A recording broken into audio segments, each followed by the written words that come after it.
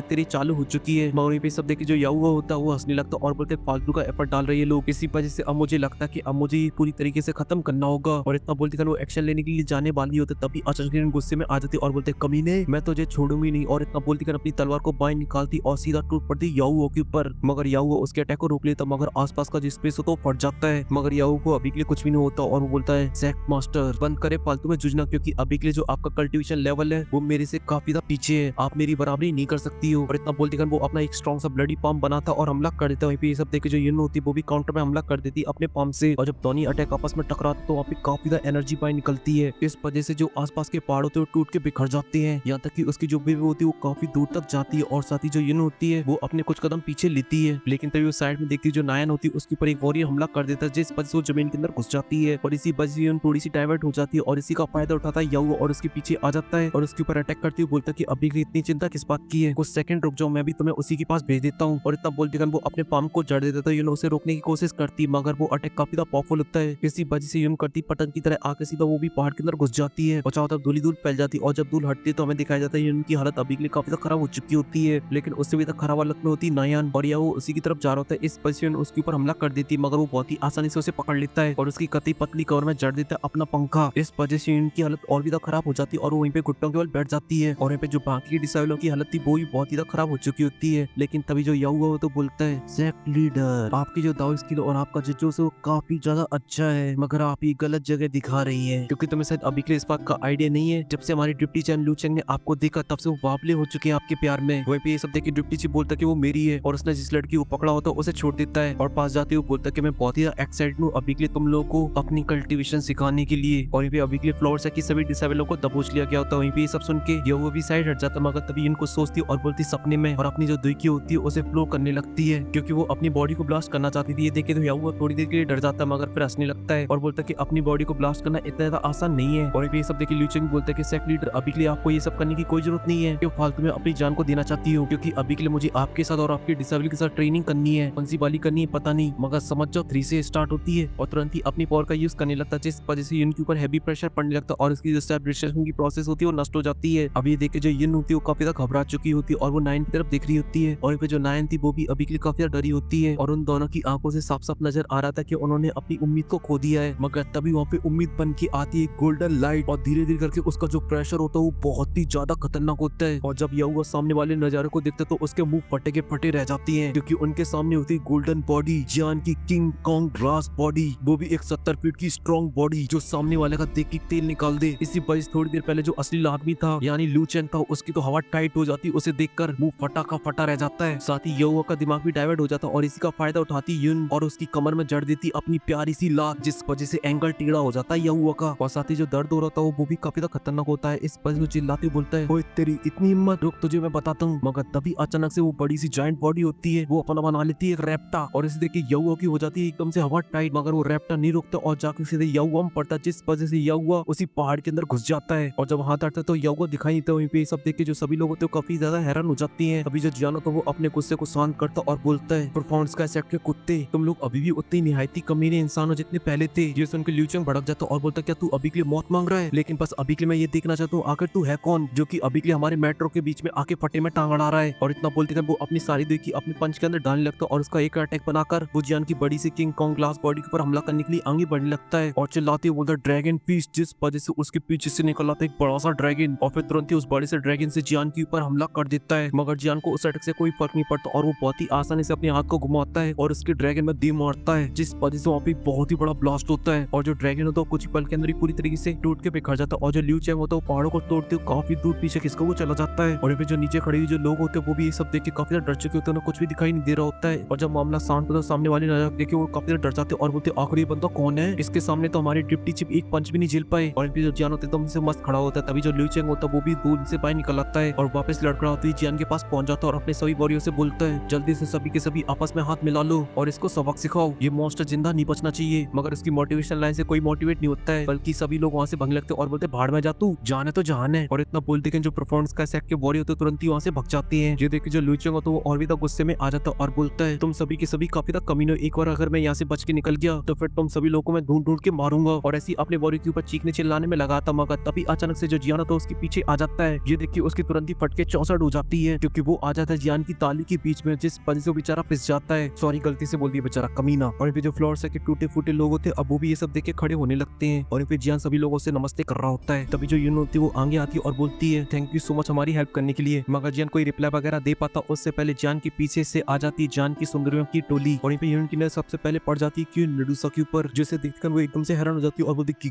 Queen Medusa. और ये word रानी के कानों में पड़ जाते हैं, इस वजह से वो भी एकदम तीखी भरी नजरों के साथ देखती है यून को और वो भी पहचान जाती है और बोलती है यून। और फिर उसके बाद हमारी रानी का फूल जाता है मुंह और खड़ी हो जाती है अपने क्रॉस लेग हैंड करके। और यहाँ पे यून जब जियान की पूरी टोली को देखती है तो समझ जाती है और वो पहचान जाती है और बोलती है, अरे दैया जियान तुम। और इसी के साथ ये जो एपिसोड है तो वो यहीं पे खत्म हो जाता है और इस एपिसोड का बेस्ट पार्ट था हमारी मेडुसा का रिएक्शन। और आपको इस एपिसोड के अंदर क्या चला वो आप लोग कमेंट के अंदर बताना। फिलहाल की वीडियो को लाइक कर देना।